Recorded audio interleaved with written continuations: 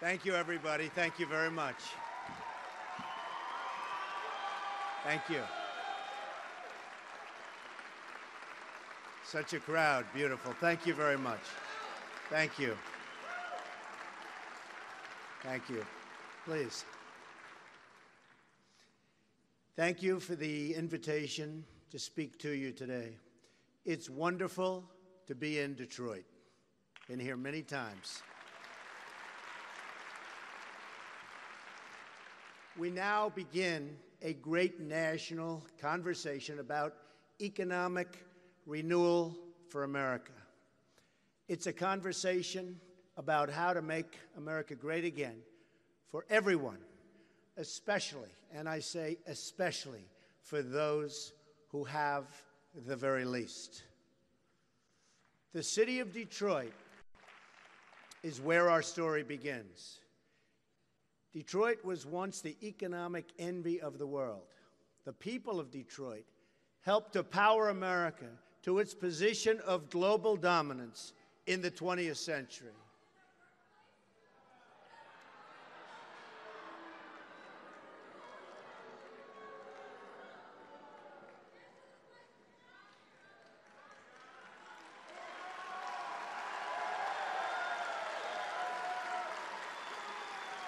Thank you.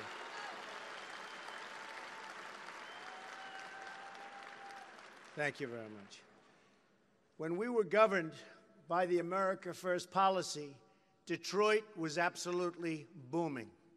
Engineers, builders, laborers, shippers, and countless others went to work each day, provided for their families, and lived out, totally lived out, the American dream. But for many living in this city, that dream has long ago vanished. When we abandoned the policy of America First, we started rebuilding other countries instead of our own. The skyscrapers went up in Beijing and many other cities around the world, while the factories and neighborhoods crumbled right here in Detroit. Our roads and bridges fell into disrepair, yet we found the money to resettle millions of refugees at taxpayer expense. Today, Detroit has per capita income of under $15,000, about half of the national average. 40% of the city's residents live in poverty, over 2.5 times the national average. The unemployment rate is more than twice the national average. Half of all Detroit residents do not work. Detroit tops the list of the most dangerous cities in terms of violent crime.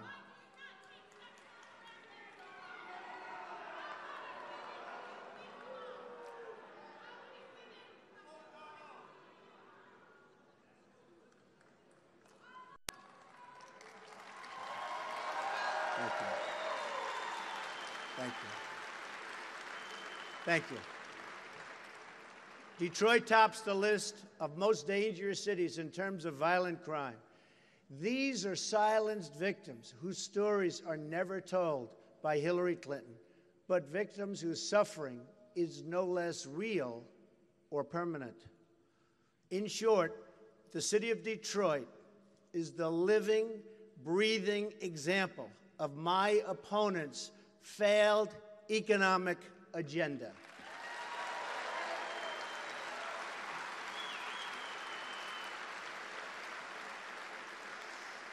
Every policy that has failed this city and so many others is a policy supported by Hillary Clinton. She supports the high taxes and radical regulation that force jobs out of your community. And the crime policies have made you far, far less safe. And the immigration policies that have strained local budgets and the trade deals like NAFTA, signed by her husband, that have shipped your jobs to Mexico and other countries. And she supports the education policies that deny your students choice, freedom, and opportunity.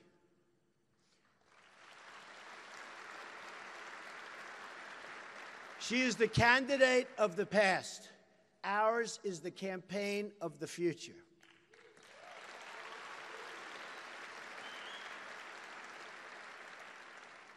This is a city controlled by Democratic politicians at every level. And unless we change policies, we will not change results 100%.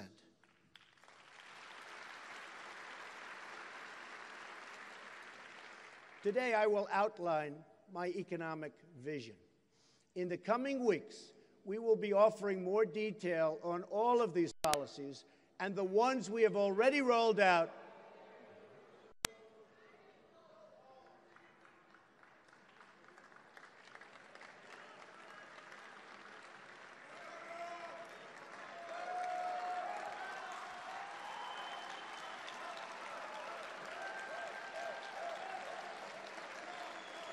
Thank you, everybody. This is what happens when you go from 35 people to close to 2,000 people, I guess. In the coming weeks, we will be offering more detail on all of these policies, and the ones we've already rolled out can be viewed on my campaign website. Our opposition, on the other hand, has long ago run out of ideas. All Hillary Clinton has to offer is more of the same: more taxes, more regulations, more bureaucrats, more restrictions on American energy and on American production. More of that. If you were a foreign power looking to weaken America, you couldn't do better than Hillary Clinton's economic agenda.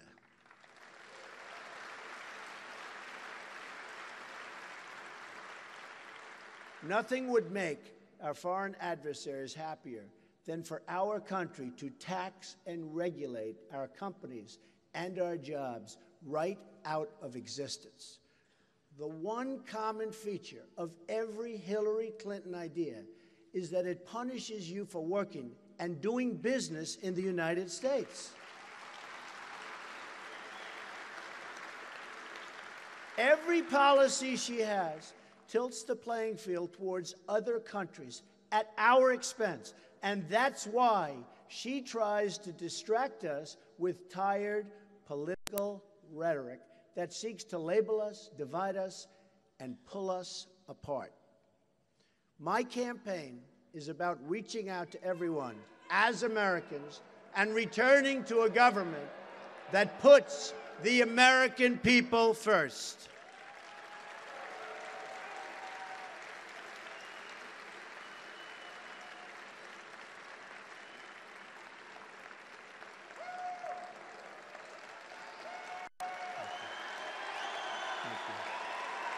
Thank you.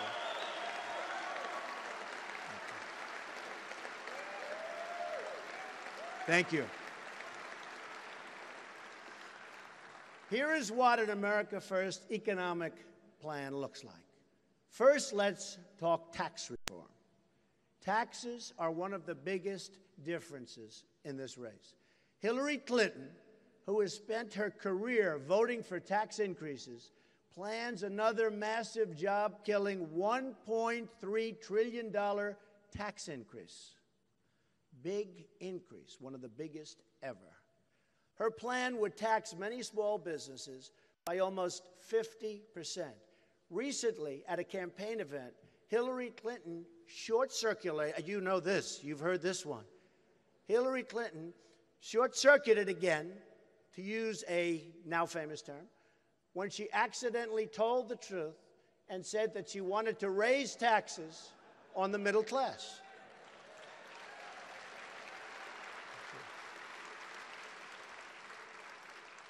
I am proposing an across-the-board income tax reduction, especially for middle-income Americans. This will lead to millions of new and really good-paying jobs. The rich will pay their fair share, but no one will pay so much that it destroys jobs or undermines our ability as a nation to compete.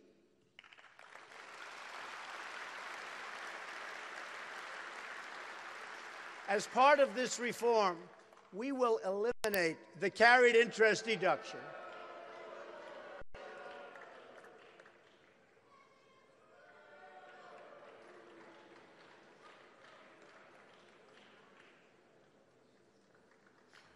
Thank you.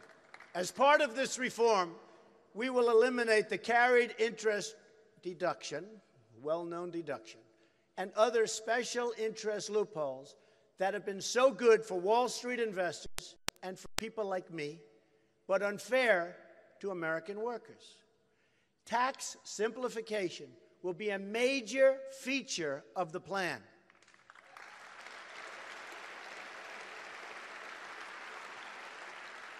Our current tax code is so burdensome and so complex that we waste 9 billion hours a year in tax code compliance.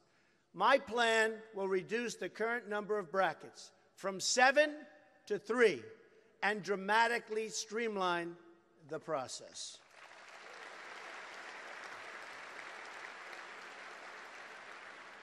We will work with House Republicans on this plan using the same brackets they have proposed: 12%, 25%, and 33%.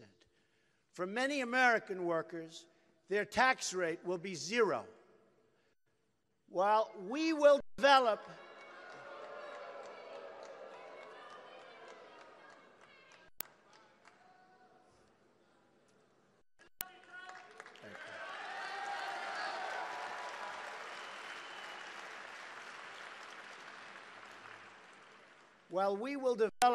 our own set of assumptions and policies, agreeing in some areas but not in all or in others, we will be focused on the same shared goals and guided by the same shared principles: jobs, growth, and opportunity.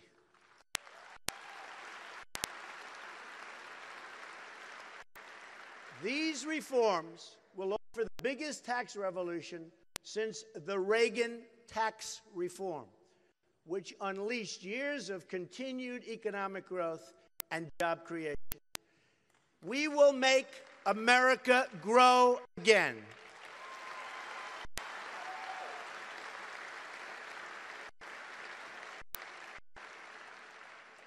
In the days ahead, we will provide more details on this plan and how it will help you, and most importantly, your family.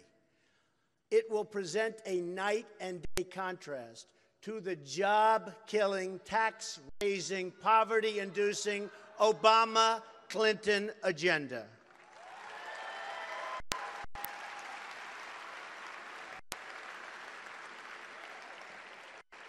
So important, the state of New York has already lived through Hillary Clinton's failed leadership. The Washington Post just published today a devastating article on Hillary Clinton's broken promises.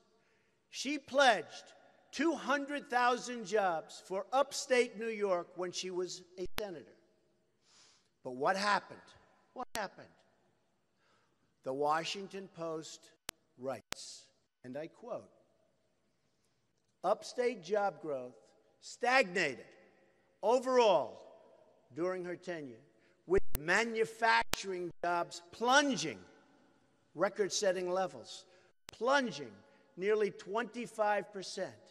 The former First Lady was totally unable to pass big-ticket legislation.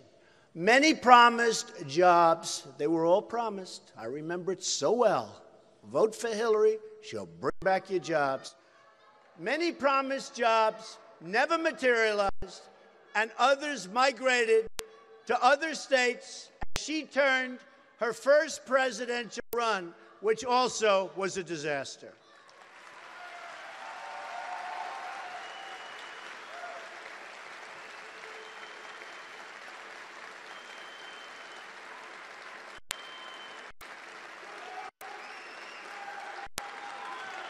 Thank you.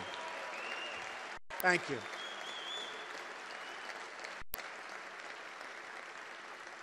Data shows that upstate actually lost jobs, a lot of them, during Clinton's first term. In other words, she was all talk, no action.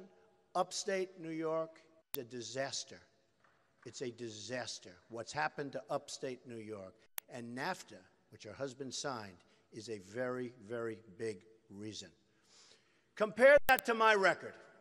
In a recent New York Post article by Steve Quazzo, How Donald Trump Helped Save New York City, the paper writes that I, and this is a direct quote, in other words, it's not from me.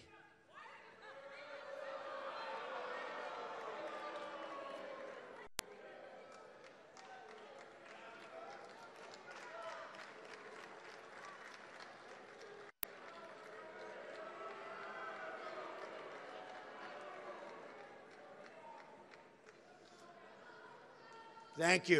Thank you. It's all very well planned out, every couple.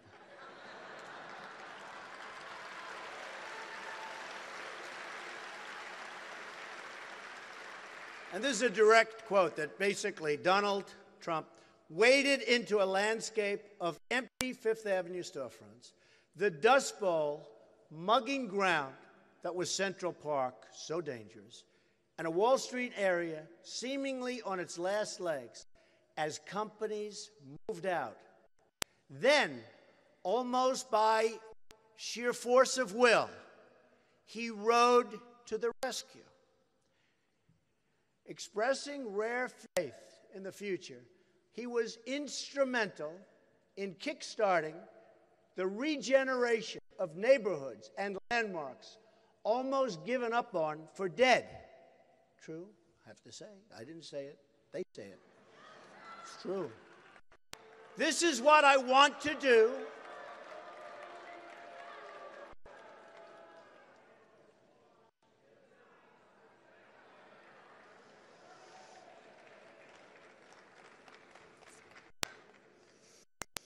You all remember New York City was a disaster.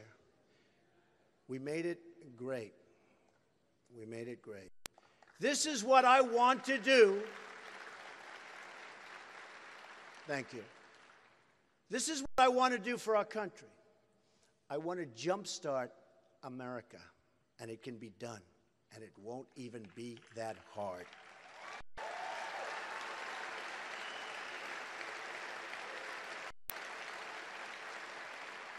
Now let's look at what the Obama-Clinton policies have done nationally. Their policies produced 1.2% growth, the weakest so-called recovery since the Great Depression. It's been written about all over. It's a disaster. And a doubling of the national debt during the Obama years. There are now 94.3 million Americans outside of the labor force.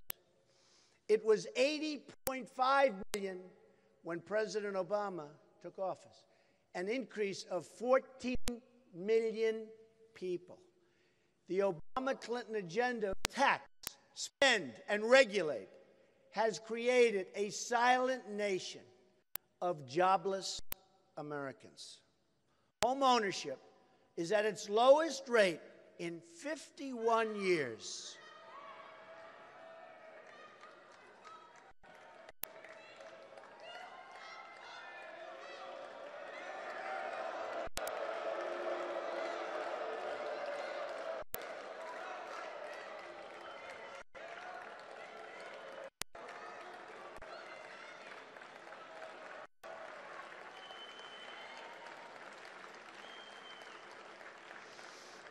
Thank you very much. Thank you. I will say the Bernie Sanders people had far more energy and spirit. I will say that.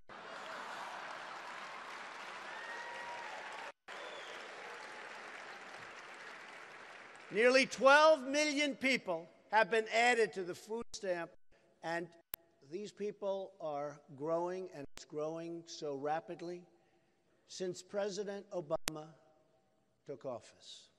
Another nearly 7 million people, great Americans, are right now living in poverty. Poverty, okay? Poverty. We have the lowest labor force participation rates in 4 decades. 58% of the African American youth are either outside of the labor force or not employed. 1 in 5 American households do not have a single member in the labor force, not a single member of a household. These are the real unemployment numbers. The 5% figure is one of the biggest hoaxes in American modern politics.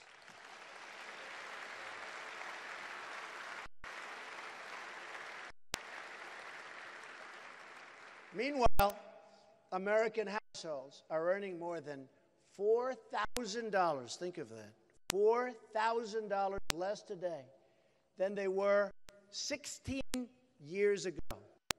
The average worker today pays 31.5% of their wages to income and payroll taxes.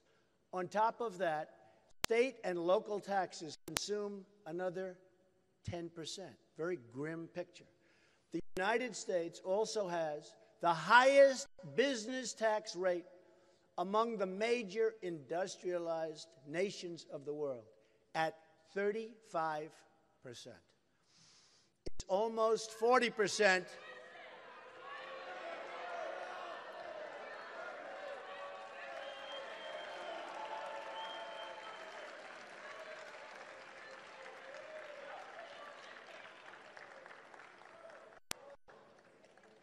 It's almost 40% when you add in taxes at the state level, and in many cases and many states, it's much higher than that.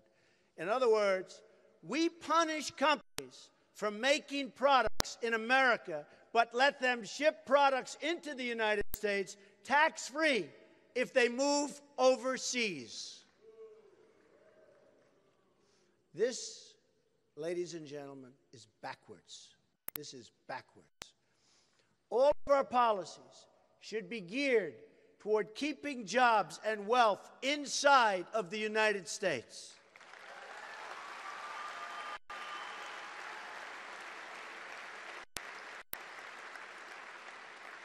Under my plan, no American company will pay more than 15% of their business income in taxes. In other words, we're reducing your taxes from 35% to 15%.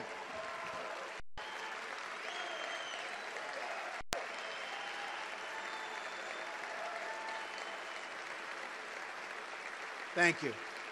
Thank you. Small businesses will benefit the most from this plan. Hillary Clinton's plan will require small business to pay as much as 3 times more in taxes than what I'm proposing. And her owner's regulations will put them totally out of business, and you won't be able to start. You cannot ever start a small business under the tremendous regulatory burden that you have today in our country. I'm going to end it. I am going to cut regulations massively, massively. Our lower business tax will also end job-killing corporate inversions and cause trillions in new dollars and wealth to come pouring into our country. And, by the way, into cities like right here in Detroit.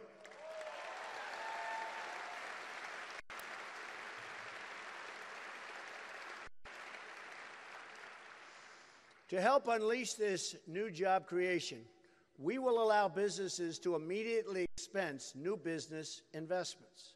No one will gain more from these proposals than low and middle income Americans.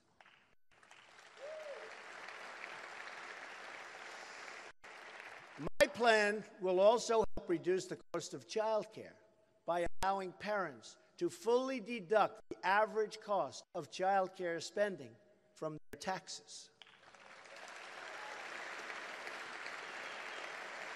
We are also going to bring back trillions of dollars from American businesses that are now parked overseas. They can't bring their money back into our country. Our plan will bring that cash home, applying only a 10% tax. This money will be reinvested in states like Michigan, which are having serious problems. Finally, no family will have to pay the death tax. American workers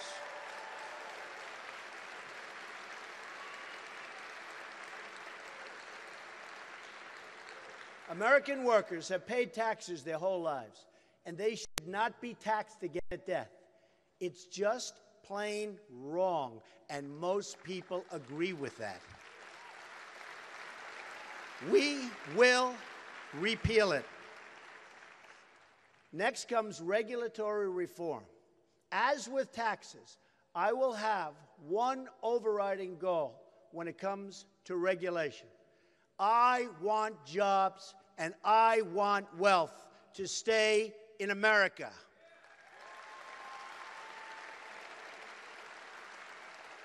Motor vehicle manufacturing is one of the most heavily regulated industries in the country and even in the world.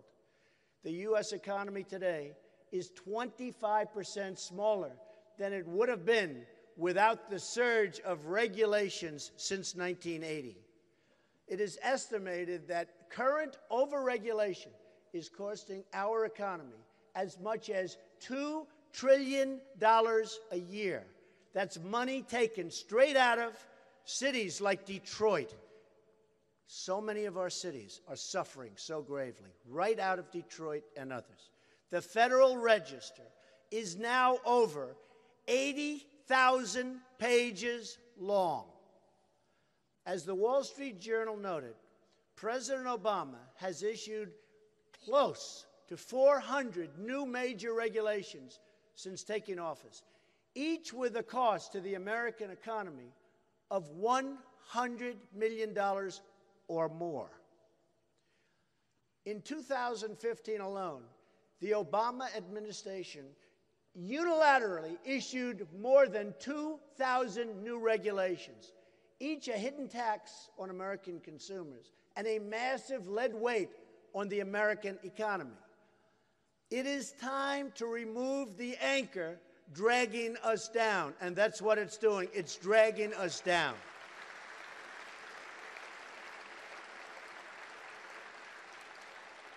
Upon taking office, I will issue a temporary moratorium on new agency regulations.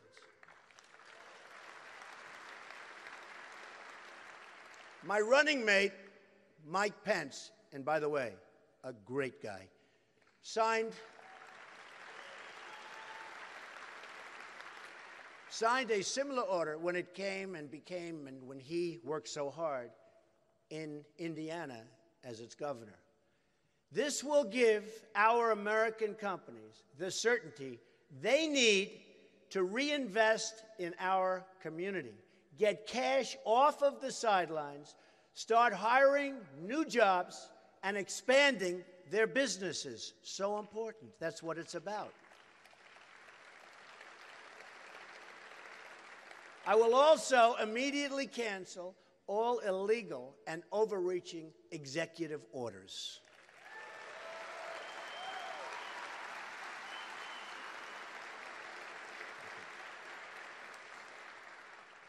Next, I will ask each and every federal agency to prepare a list of all of the regulations they impose on Americans which are not necessary, do not improve public safety, and which needlessly kill many, many jobs. Those regulations will be eliminated quickly.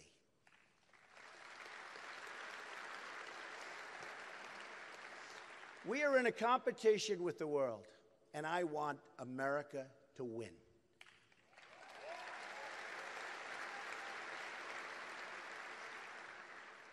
We don't win anymore.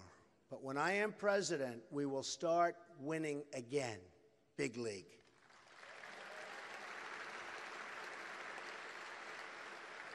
One of the most important reforms of all is trade reform. As Bernie Sanders has said, Hillary Clinton has bad judgment. He said it many times. We've seen this bad judgment overseas in Libya, Iraq, and Syria. We've seen it in Iran. We've seen it from President Obama when he gives $150 billion to Iran, the #1 terrorist state, and even gives them $400 million in money laundered cash as a ransom payment. But we've also seen the terrible Obama-Clinton judgment right here for everybody to see in Detroit. Hillary Clinton has supported the trade deals stripping this city and this country of its jobs and its wealth. She supported Bill Clinton's NAFTA. She supported China's entrance into the World Trade Organization. She supported job-killing trade deal, and that was a really bad one with South Korea. And she supports the Trans-Pacific Partnership, not now, but very soon if she wins, and we can't let her win, because that will be a disaster for Detroit and everybody else.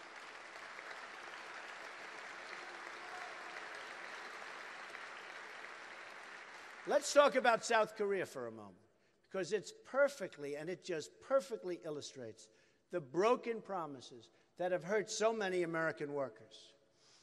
President Obama and the usual so-called experts who've been wrong about every trade deal for decades predicted that the trade deal with South Korea would increase our exports to South Korea by more than $10 billion, resulting in some 70,000 jobs. Like Hillary Clinton's broken promises to New York, these pledges all turned out to be false. Instead of creating 70,000 jobs, it has killed nearly 100,000 jobs, according to the Economic Policy Institute. Our exports to South Korea haven't increased at all, but their imports to us have surged more than $15 billion, more than doubling our trade deficit with that country. What else is new? It's happening with everyone. The next betrayal will be the Trans-Pacific Partnership.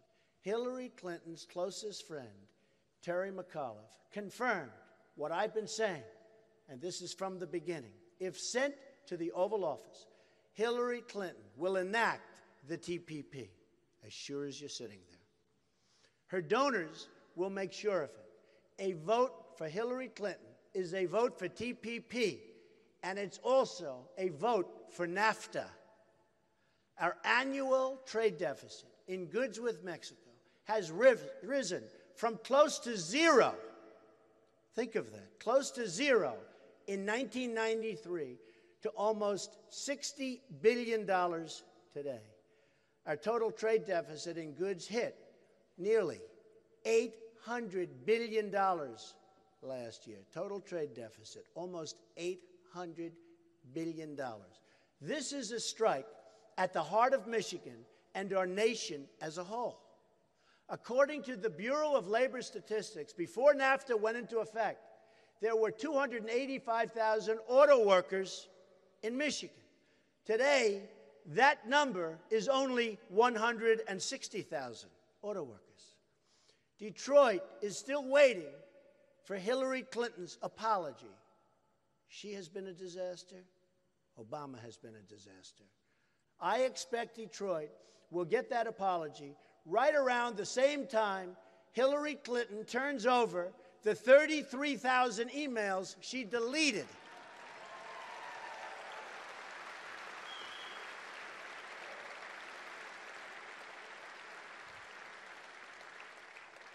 Hillary Clinton's Trans-Pacific Partnership will be an even bigger disaster for the auto industry, believe me, even bigger and even worse than NAFTA. In fact, Ford Motor Company has announced its opposition to the deal. According to the Economic Policy Institute, the U.S. trade deficit with the proposed TPP member, all of the member countries, has cost over 1 million manufacturing jobs in the year 2015. 1 million jobs. By far, the biggest losses occurred in motor vehicles and parts, which lost nearly 740,000 manufacturing jobs. What are we doing? Michigan ranks first for jobs lost as a share of state workforce due to the trade deficit with TPP members. Just imagine how many more automobile jobs will be lost if the TPP is actually approved. It will be catastrophic. That's why I have announced we will withdraw from the deal before that can ever, ever, ever happen.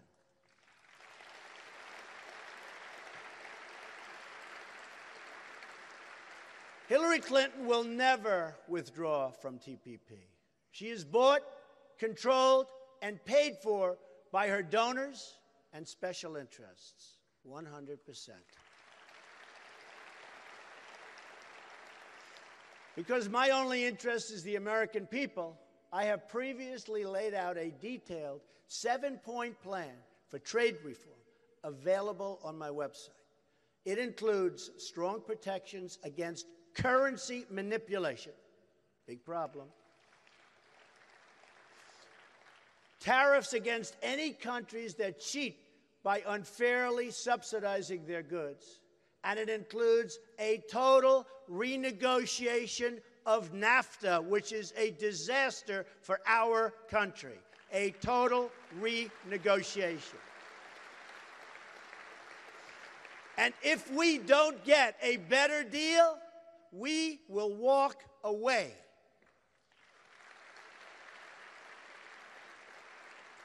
At the center of my plan is trade enforcement with China. This alone could return millions of jobs into our country. China is responsible for nearly half of our entire trade deficit.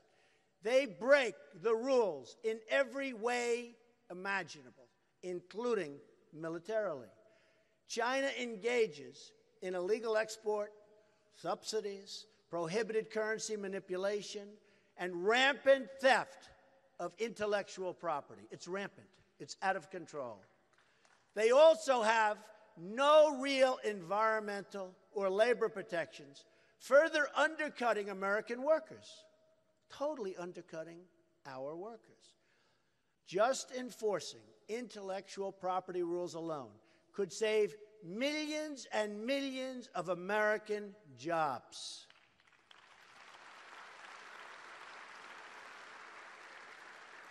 According to the U.S. International Trade Commission, improved protection of America's intellectual property in China would produce more than 2 million more jobs right here, right now in the United States.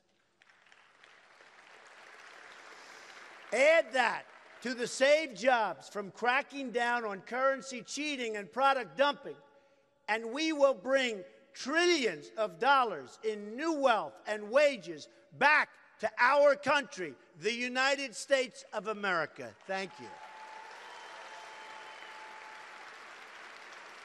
So simple. So simple. Trade has big benefits. Thank you. Trade has big benefits, and I am in favor, totally in favor of trade. But I want trade deals for our country that create more jobs and higher wages for American workers.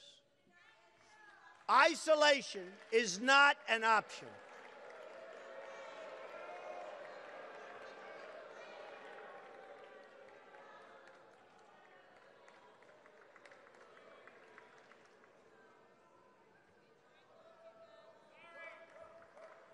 Thank you. Thank you. Isolation is not an option. Only great and well-crafted trade deals where we as a country for once benefit instead of being taken advantage of. We are going to benefit, and our workers are going to benefit, or we're not going to make those deals. Also critical to our economic renewal will be energy reform. The Obama-Clinton administration has blocked and destroyed millions of jobs through their anti-energy regulations, while raising the price of electricity for both families and businesses. As a result of recent Obama EPA actions, coal-fired plants across Michigan have either shut down entirely or undergone expensive conversions, making them non-competitive in many cases. The Obama-Clinton war on coal has cost Michigan over 50,000 jobs. Hillary Clinton says her plan will put a lot of coal companies and coal miners out of business. We will put our coal miners and our steel workers back to work where they want to be.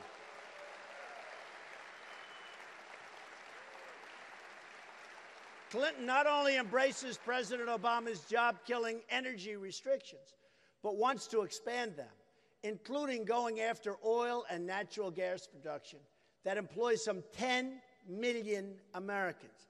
According to the Heritage Foundation, by 2030, think of that, 2030, the Obama-Clinton energy restrictions will eliminate another 500,000 manufacturing jobs, reduce economic output by $2.5 trillion, and reduce incomes by $7,000 per person. A Trump administration will end this war on the American worker and unleash an energy revolution that will bring vast new wealth to our country. According to the Institute for Energy Research, lifting the restrictions on all sources of American energy will do the following: increase GDP by more than $100 billion annually, add over 500,000 new jobs annually, and increase annual wages by more than $30 billion over the next 7 years.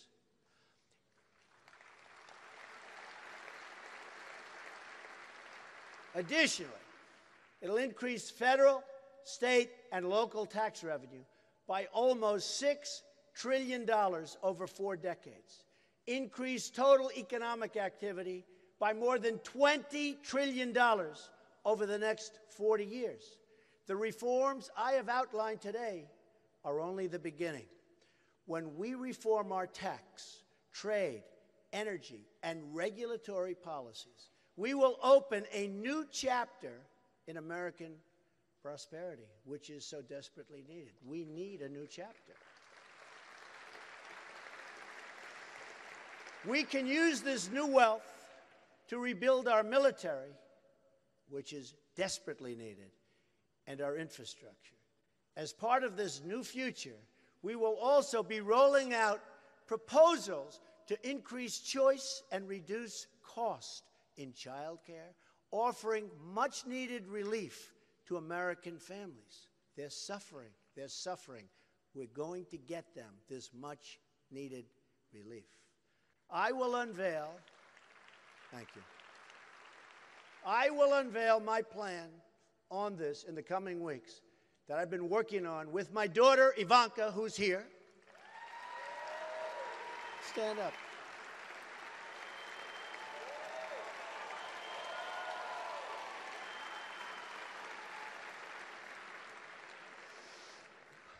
She feels so strongly about this. And an incredible team of experts. Likewise, our education reforms will help parents send their kids to a school of their choice. It will be so good for Detroit. We will also give our police and law enforcement the funds and support they need to restore law and order to this country. Law and order.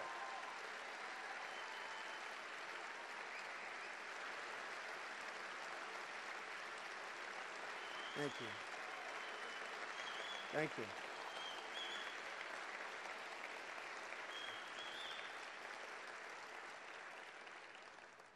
Without security, there can be no prosperity.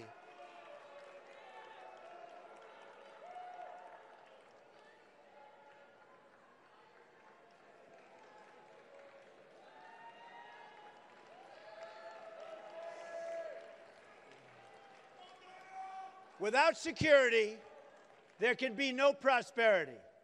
We must have law and order. We must have law and order.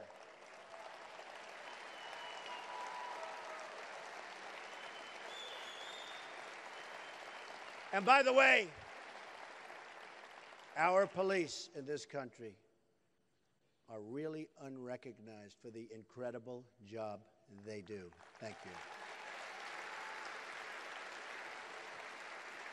In the coming days, we will be rolling out plans on all of these items.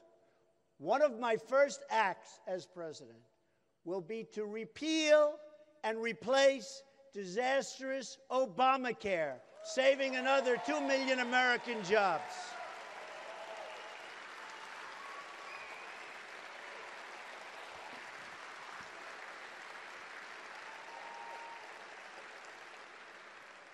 We will also rebuild our military and get our allies to pay their fair share for the protection we provide to them, saving us countless more billions of dollars to invest in our own country. We also have a plan on our website for a complete reform of the Veterans Administration. This is something so desperately needed to make sure our vets are fully supported and get the care they deserve, which they have not been getting, not even close.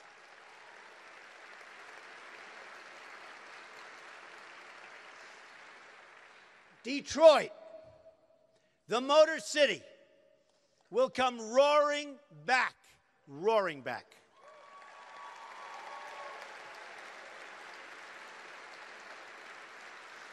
We will offer a new future, not the same old failed policies of the past. Our party has chosen to make new history by selecting a nominee from the outside, and that's outside of the very, very already proven rigged system.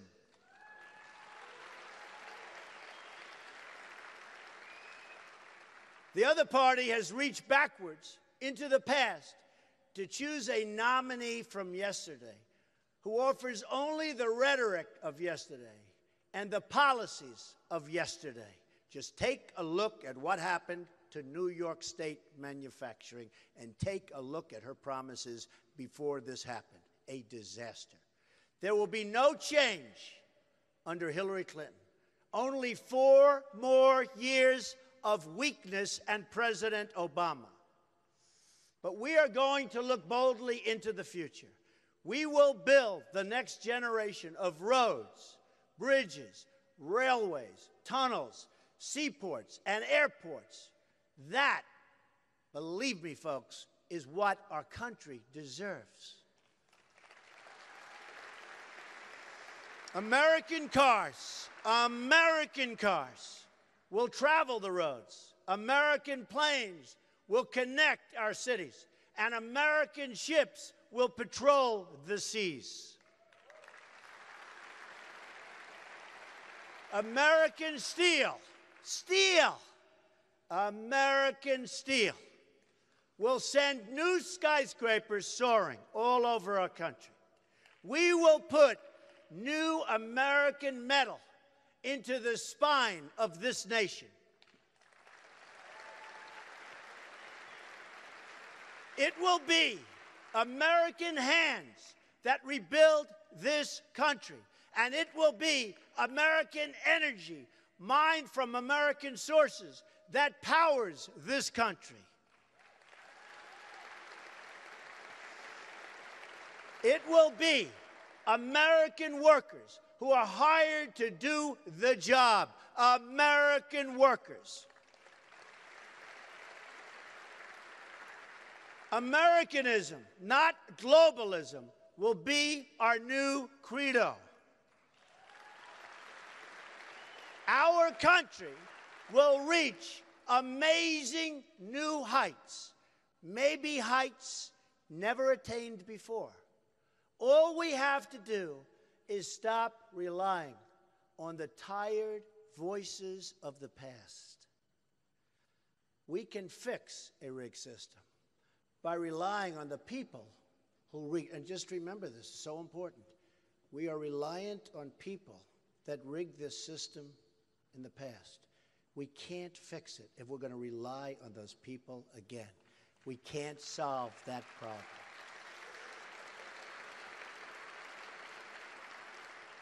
So we can't solve our problems if we're going to just go back and rely on these politicians, because that's what we've been doing.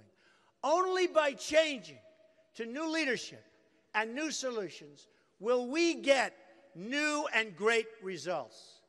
We need to stop believing in politicians and start believing in our great country.